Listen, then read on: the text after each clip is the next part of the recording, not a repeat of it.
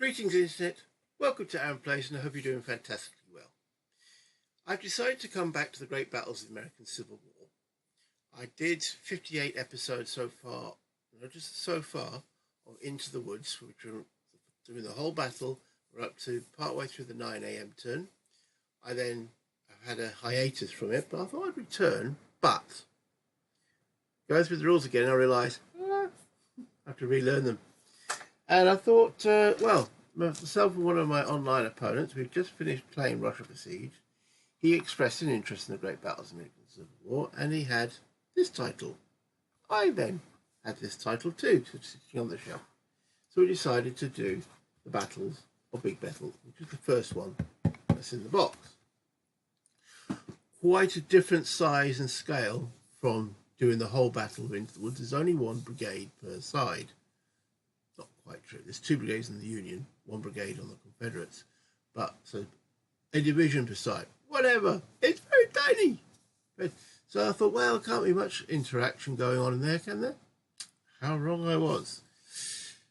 So this is the first turn of Big Bethel, played with an American called Stacey. He's new to the system. I am relearning the system. Are there a few errors? Oh, yes.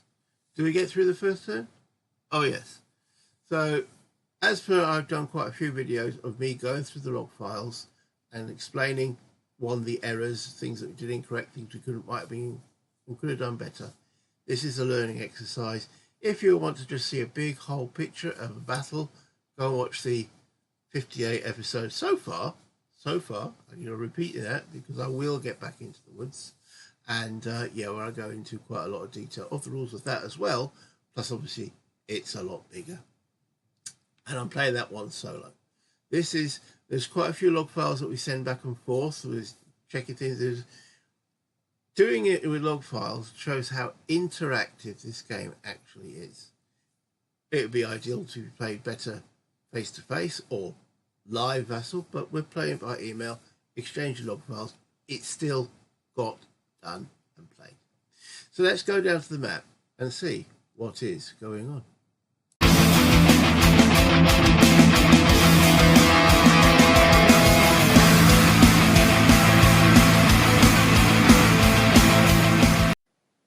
Okay, I'm going to give a brief run through of what is going on here.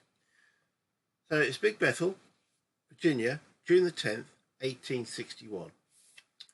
Shortly after the onset of hostilities at Fort Sumter, the Union sought to quickly subdue the rebellion.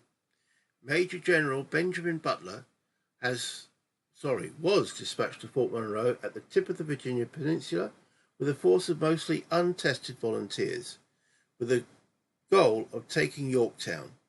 Standing in his way was an equally motley but highly motivated force under John B. Magruder. Butler devised an overly ornate and complicated plan to fall upon the hastily constructed strongpoints built upon the banks of the swollen Wythe Creek, and did not even bother to take the field himself. After a pre-dawn friendly fire incident sapped the strength of his most veteran infantry unit, the two-brigade Union force pressed on and dashed itself against the dug-in Confederate force at Big Bethel. He was repulsed and driven back south to his camps at Hampton Roads and Newport News. Now, that was the historical result. We'll see if it can be different. So this is the map. It's quite a small map by GMT standards. The Union forces will be arriving down here at point B, and these are the embankments that we're talking about there in the introduction. Now, it says Benjamin Butler did not take the field. We are playing with the optional rule for the Union that Butler is on the field, just to try and balance the battle out a bit. There are then rules about chains of command and such forth, and divisional effectiveness.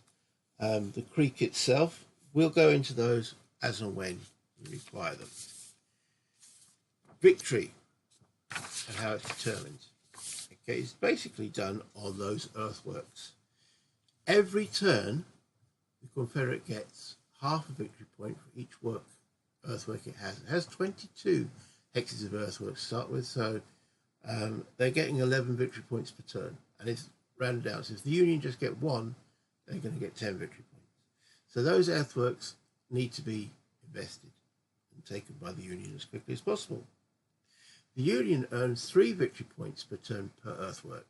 So even if they take only 3 of them, they're already sort of counterbalancing, and both sides will get about the same victory points at that point. Each enemy gun eliminated or abandoned is worth 2 VP. Each enemy infantry unit that is eliminated, collapsed or routed is worth 2 VP. And each Confederate cavalry unit that is eliminated, routed, the Union player is awarded 3 VP. And then at the end of the game, VPs are determined. And if it's between 0 and 5, the difference is a draw. Marginal is 11 to 20, and then from there on it goes up. So the onus of the offensive is obviously on the Union. I am playing the Union. Stacey is playing the Confederates. The Union have nothing set up on the map. The Confederates are set up, as you can see there. Right, so without any furthers, let's go into it. So we're going to step through the sequence of play, as it says there in the log.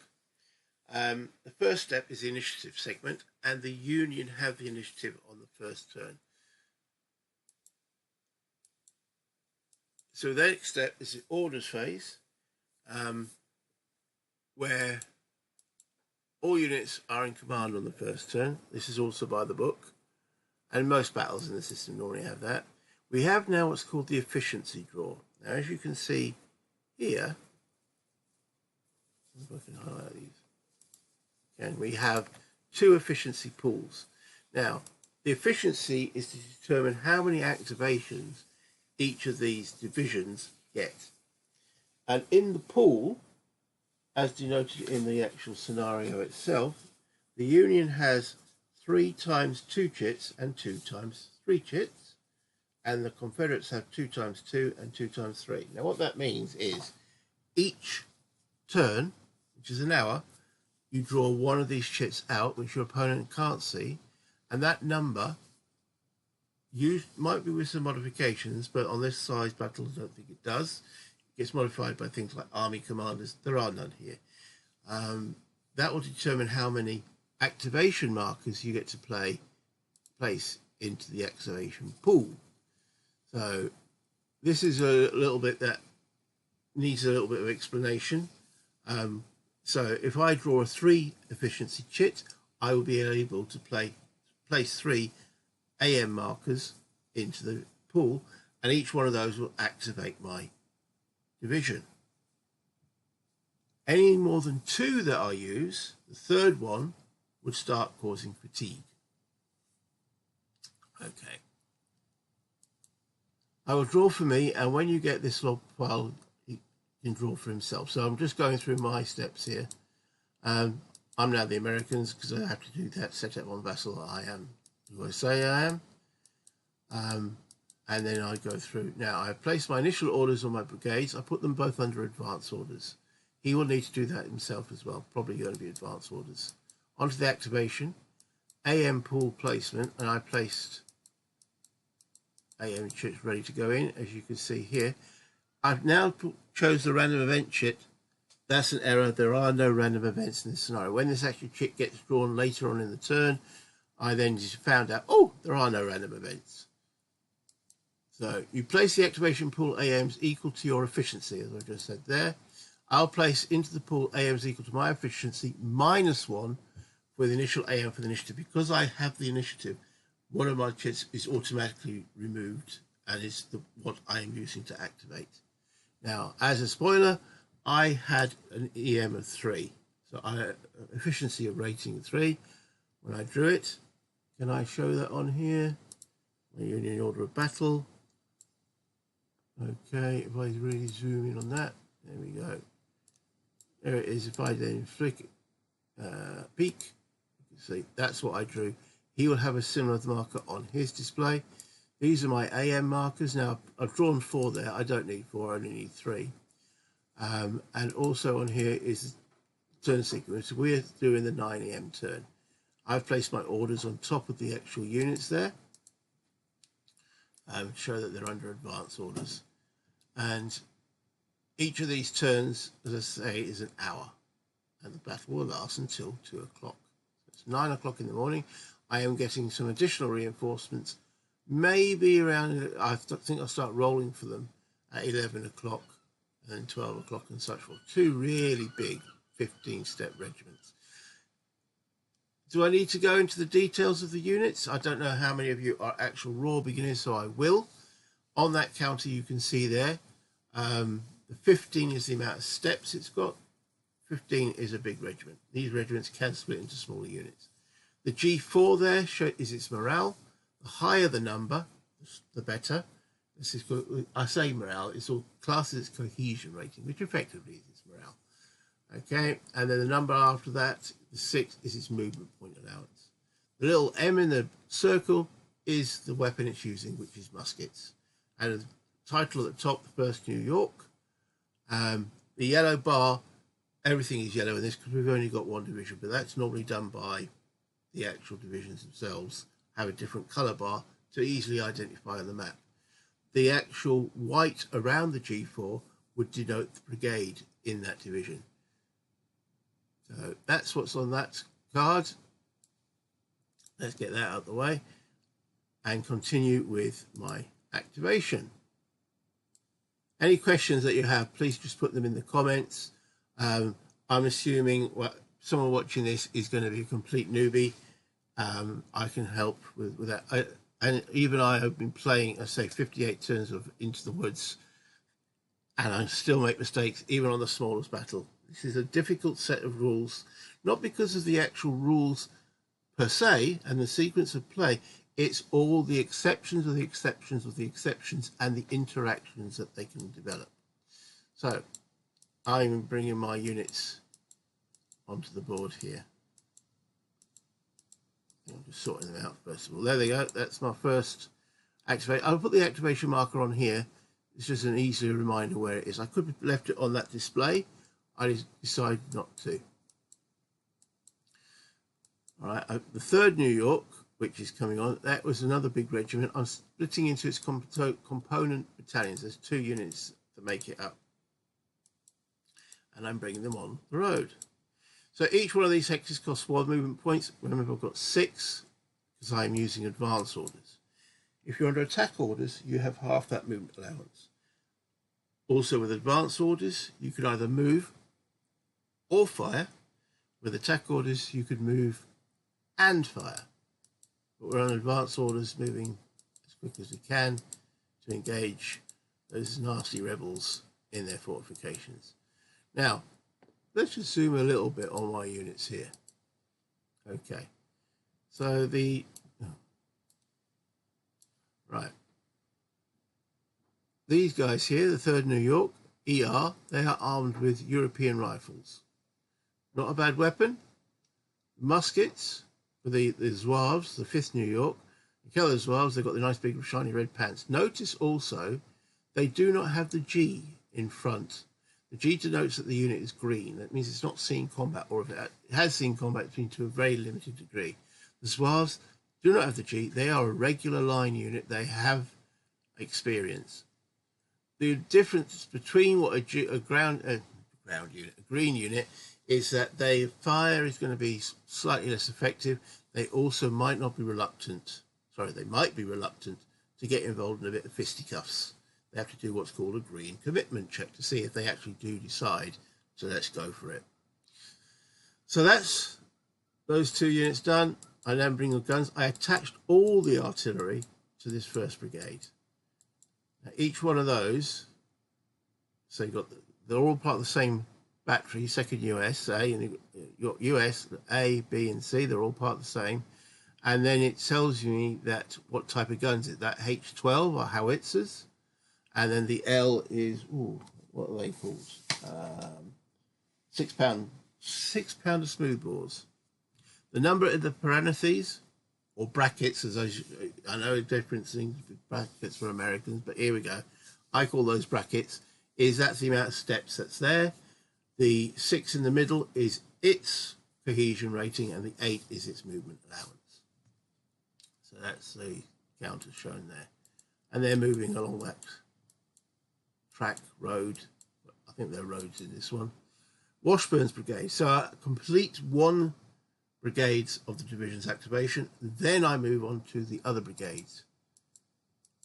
You do one brigade at a time unless you get brigade coordination, which is going to be difficult. And then I bring Butler on. Butler can activate or be moved on either one of those two brigades.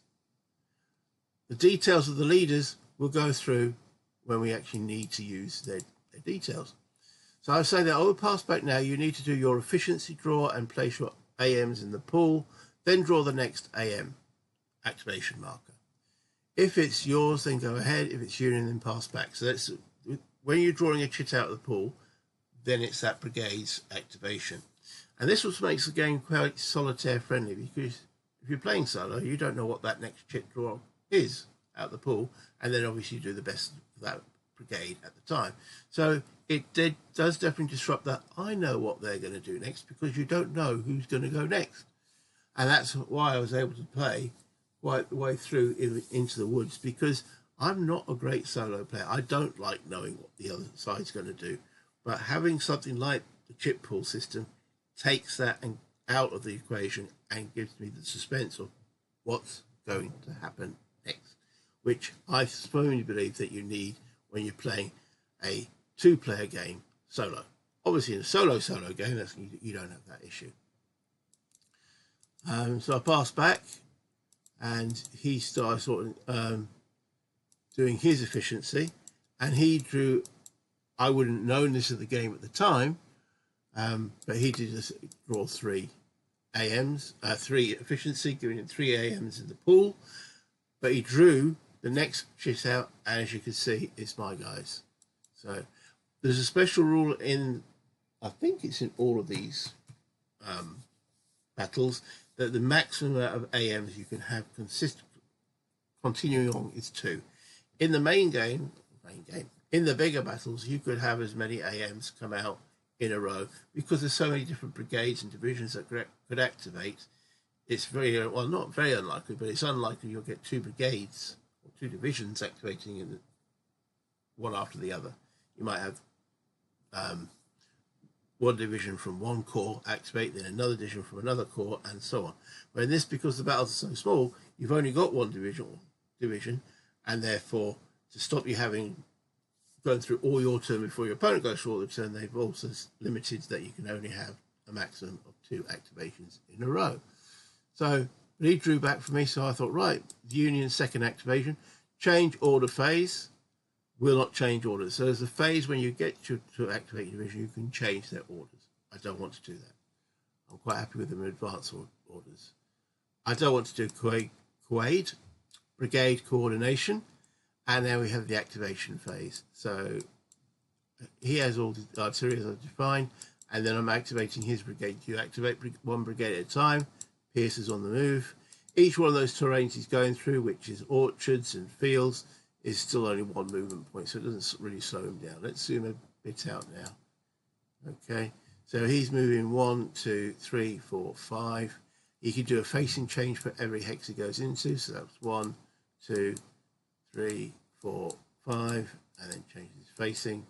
And remember, they're under advance orders, so they can't fire during the same turn, same as they move.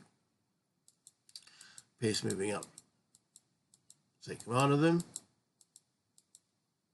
Checking the artillery. Artillery can't see through their own troops. I've got to fire the guns first. Move the guns and fire. The guns can move up to half their movement allowance and fire with a -2 modifier. Checking line of sight. But 5 hex range, they are all at -1, so that's the type of gun. I mean, they've got a fire chart that tells you they're at -1 at that range. We'll combine their fire. I could have fired them individually. Target is the 3rd VA, Virginia, who are from that position entrenched. Modifiers are -1 for range, -1 for the earthworks, -2 for move, -4 net. I'm going to need a massive roll here. 0. I had to check. Is that a 10? No, it's a 0. A 0 is a 0. No effect. Okay, then Washburn's brigade, activating them now. And then if we go 1, 2, 3, 4, 5, 6, 1, 2, 3, 4, 5, and 1, 2, 3, 4, 5, 6.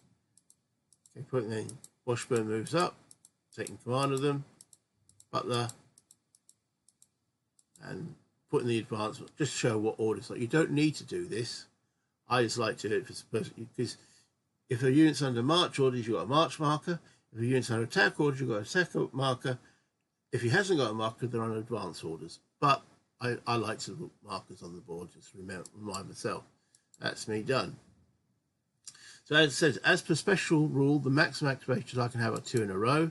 I will draw from the hat. If it's mine, we draw again until it's either yours or the random event. Remember, I made the error. There should be no random event marking in there. Okay, so it is his, Hampton's brigade. Over to you. You should flip your AMs in the pool. I can see the names and you should have had those marked. It doesn't really make any difference because we've only got one shit in each, one type of unit in there anyway. So Hampton's division activations, they're under advance orders. He doesn't want to change their orders. Brigade coordination, doesn't want to do that. He's only got one brigade, so he doesn't need to coordinate with anybody. Action phase, he now declares that these are changing their facings and his guns are opening up. Rolls a 1, which is nothing, no effect. Moving some guns, changing some facings in the earthworks. Now, here he moves through his guns. He can do that. No, it doesn't really affect anything where we're located. Ideally, though, he should have moved from here to here to here to avoid moving from the guns. And then change facing that stack again. No, best to avoid going through other units if you can. He thinks that was all legal. It technically was. Draws the next shit. That was him again. All right, so Hampton. Remember, you can get 2 in a row. No orders. Brigade coordination. Action. Okay, Richmond C, which is that battery there. Fires again. Rolls another 1. Another miss. Changing some unit stacking in here. And then it's my trick. I draw Union chits, so over to you. Maximum activations. Hi. Okay, so if I do anything, I've already had 2 activations. If I do anything with these units, they will now start to accrue fatigue. You can have two activations with no fatigue, but the third one you will accrue. Revealing my efficiency chip just to prove that I did have 3 AMs in the pool there. Okay, I place that chit. Where did I place it? Okay, there we go. Place it there to show that the 3 in a row. And change orders phase. Right, so I'm now going to do a change of orders. Changing the orders for Pierce's brigade. I want to change them to attack. To do that, I need to roll on a table. And I need to roll quite high. Pierce's rating is 0, so he's not modifying at all. And no modifiers. So let's have a quick look at Pierce while we're here. Right. So on here, 1 star shows he's a brigade commander. 2 stars, like Butler, he's a divisional commander. The stars also are the modifiers they give to cohesion checks with the units they're stacked with. Underneath, notice he's got the white. Shows that every unit with the white on their cohesion belong to him. That's what he's in command of. They've all got the yellow band because they're all part of Butler's division. So Washburn's units have got yellow. He's got a yellow on his name. The yellow there denotes that he's under Washburn's command. The numbers down the side. Okay, so the N, which denotes he's a normal commander. He's got no modifiers. He's not rash. He's not cautious. He's just got no modifier. If he gets to do something where he's out of command, or he's normal. He has nothing disastrous about him. Washburn, on the other hand, is unreliable. Yes. So when you try to do brigade order changes, You roll a d10. If you roll 6 or higher, you change your order. 5, bang on the 5, change and stand. So they change your order, but they don't do anything that turn as they're sorting themselves out. 4 is loose cannon, and that's where the letter on the counter comes into effect. So N, as I say, I better just double check that, make sure I get the right terminology. So yes, N stands for normal, A is aggressive, C is cautious, U is unreliable. That means he will roll a dice if he fails to coordinate, gets that loose cannon result on the 4, and that is, he rolls a dice. On a 0 to 2 he's aggressive, on a 3 to 6 he's also normal, and a 7 to 9 he's cautious, and he does that every time. You just do not know what he would do. The next, excuse me, the next number, one on the circle 4, is his command range in leader movement points. So 4 for Pierce, 3 for Washburn, 6 for good old Benjamin. Okay, so that's how many the range they got. Now most hexes is 1 movement point for leaders, roads is half. So along the road system you can have your commands all spread out. Going back to that brigade order change, so a 4 was the loose cannon, 2 to 3 is you retain your orders, 1 or less you retain and stand. If the divisional commander is stacked with the brigade commander, he's not in this case, he would have given a modifier. He would have given a +1. Remember, high is good. Okay.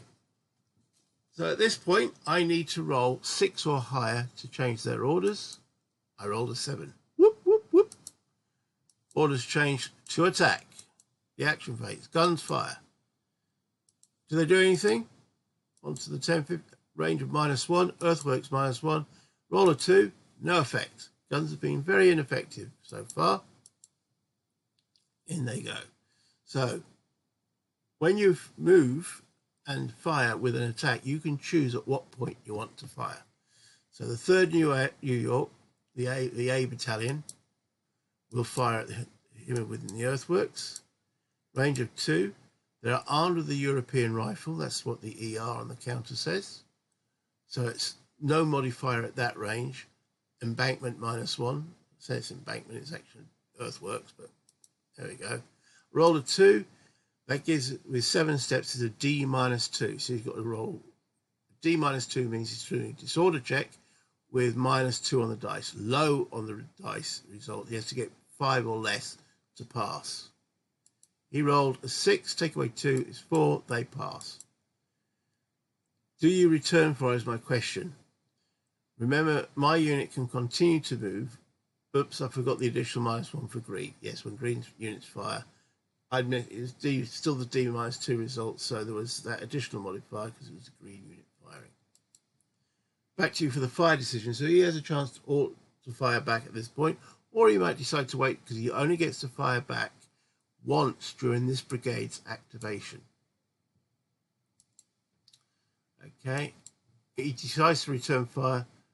Okay, well, make the decision. Muskets, so no return fire. Muskets are at -2 at that range. They're less effective. At close range, they're more effective. Okay, muskets can return fire at 2x range, but just at -2. As I said to him, I'm assuming that's why you decided not to. 3rd New York with PS continue. They move into that hex. Then the 5th New York, the ZOUAVES move. Now, they're going in. I decided not to fire with them because I thought I'm going to get +1 bonus in shock because they haven't fired. I realised after I'd done all this that all units that are going to shock have got to not fire to get the shock bonus, not just one of them. So I should have fired at that point, and he would have been unable to return fire because he'd already fired on these guys. Anywho, and also his artillery can't fire because he can't shoot down that hex side as he's got a unit there at point blank because it's grape. You can fire at long range because he's firing round shot, but firing grape shot there would affect him and they just wouldn't do it. This unit now moves, and because he's pinned by these 2 units, they can't reaction facing change. So I'm coming in the flank of this 3rd Virginian unit. So then I can fire with them. So it's European rifles +1 against the earthworks -1. It's flanking fire +1, green -1. Overall modifiers 0 after all those calculations. I rolled an 8 though. That is a good result. 6 steps a day is 1D +2. So he takes 1 step loss. That's what the 1D does. Sorry, the 1. Then the D +2. He takes a morale check at +2. Remembering his morale's 5. He's got to roll equal to or below that. What do they roll for their morale? That's 1 step loss. And yeah, I'll just put the step loss underneath him. Okay. He has 3 steps remaining. Now the D +2. He rolls a 2. +2 is 4. They pass. Solid as a Stonewall. This is before Stonewall gets his name, but there we go. They're tough. They're hanging in there. That's that brigade. Now the shock. I'm marking the units with all 3 units will shock attack, going through the shock sequence. So there's a set sequence here in the shock combat. And it says there, designate target and charges. I said this unit was charging. I thought I was going to get a bonus from him. No, I'm not. All 3 against the 3rd Virginia with the 5 New York ZOUAVES charging in with the bayonet. Number 2, perform retreat before shock. He might want to. And then give him all the consideration. So he might want to retreat here. Consideration A, 3rd New York B is going to hit you in the flank, give me a +4 melee bonus and the odds of 17 to 3. So he might want to pull out. He's outnumbered and he's being hit in the flank. B, if you retreat, you'll be unable to fire. So he wouldn't get a defensive fire if he decides to retreat. C, I might fail to pass my green commitment checks on the 3rd New York A and B. So even though I've got all these odds, these guys might decide, you know what, we're not keen on this. D, the only hex you can retreat to is 1014. So the only hex he can retreat to from here is here with your guns. If you do retreat, you can arrange your stack as you wish. Remember, I was teaching Stacey how to play this. So I'm giving him his options. I'll pass back to you to make a decision. Okay. As he says, we're here to learn the game. Bring it on. Very brave. Back to me now, my green commitment check, which is the next step. We have to see if these units decide to take the better side of valor. 3rd New York B, which is this unit here, with a morale of 4, he rolls 0. They're in. They are keen. 3rd New York A, under the command of Pierce, have a morale of 4, +1 for him is 5, equals 5. They're keen too. And I don't need to roll for the ZOUAVES because they're not a green unit. So we then go to the defender pre-shock check. See how keen he is to actually get into this fisticuffs. He's decided to stand. How do they feel about this? Right, so he gets a -1 modifier because he's behind the earthworks. Being attacked by the flank, +1 modifier. Then I'll do the odds. You don't do an odds calculation at this point. This was a mistake on my part. It could be, it's a long time since I played this. They put the odds ratio directly under the defender's pre-shock DRMs. So I took it into consideration, which gives me maximum +5. Don't worry about that. It does get corrected later. That modifier shouldn't be there. All modifiers should be -1 behind the breathworks, +1 for being attacked in the flank. Net +5 in actually is a net 0. He rolls a 1, which is a 6, which is disorder. It's not. It's a 1 stays a 1. He'll pass, and it will be corrected. His reaction fire. So he has 3 steps. You can split the fire between the 5th New York and 3rd New York. You can split the fire between that target and that target, or he could focus on one or the other. Passing back for his decision. Pre-shock reaction fire. 3rd Virginia shoots their muskets at the ZOUAVES. So he's shooting at them guys there. Okay. Goes through all the modifiers. Rolls a 7, which is a D +2 on my guys. 5th New York, they roll a 6. Their morale is 6. So they actually fail and become disordered. Okay. Effective shot. Now I correct my mistake. Realize I made an error in your pre-shock cohesion check. Odds are not calculated for it. You rolled a 1 and were therefore not disordered. Your shot at me was a D, big D rather than D+2, which is an automatic disorder, so I didn't have to roll the dice. No significant change other than your unit is not disordered. Also, this is where I found out, I've just read the section of the rules in detail, the charge bonus only applies if all the units charged. In this case, only the ZOUAVES did. Now the actual shock modifiers. So I should at this point have changed his unit back to, he wasn't disordered from my fire. Flip him back there. Okay. Now the actual shock modifiers. Attacker +5 odds. That's where the odds come in, because it's 17 to 3. +4 front and flank bonus gives me another +4 because I'm hitting him at the front and the flank for a total modifier of +9. Defender -1 attack disordered, -1 earthwork, next -2. So the adjusted modifier is +7 to whatever I roll on the dice, which was an 8. 10 plus defender retreats is the best result I could have got on the table. He then falls back and then automatically disorders at that point. Then they undergo an additional UDD. The UDD stands for Universal Disorder something or other. Oh dear. I've played this game for blinking. What does the UDD abbreviation stand for? Universal Disorder something or other.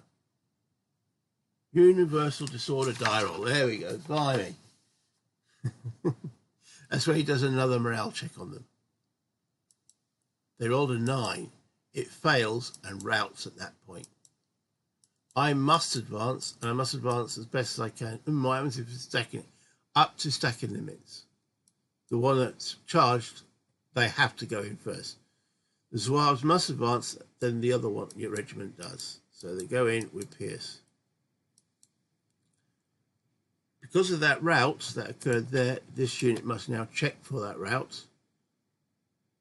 The artillery don't need to. Morale of 5. They roll a 2. They didn't like those guys anyway, did they? They were okay. The artillery does not need to check. I now must continue shot because that's the result that the table gave me. So I'm now shocking the guns. We go straight to reaction fire. His guns open fire. The result on the small arms table, the ZOUAVES were there at the front, top unit, ordered up at the 3rd New York there at the front. They become disordered from that gun's fire. ZOUAVES must do a UDD, Universal Die Roll. Okay, Universal Disorder Die Roll, because the top unit got disordered. They passed, so they're okay. Shock DRMs. Odds of 5 to 1 against the guns. -1 attack is disordered, because we've now got disordered attackers. -1 successive shock, because we're going in twice in a row. Net +3. Roll a 3. Defender retreats. So his guns retreats. Retreat 1 hex and disordered. No advance. The table didn't give me an advance option. And the guns were disordered from the advance. Automatic shock disorder. My 3rd New York become disordered because after the shock, any undisordered unit becomes disordered. So that was that unit there.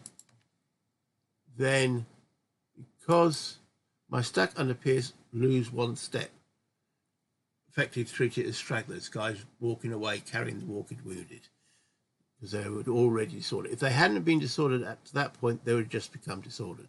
But they were disordered, so that stack has to take 1 step loss. As you can see, I do that.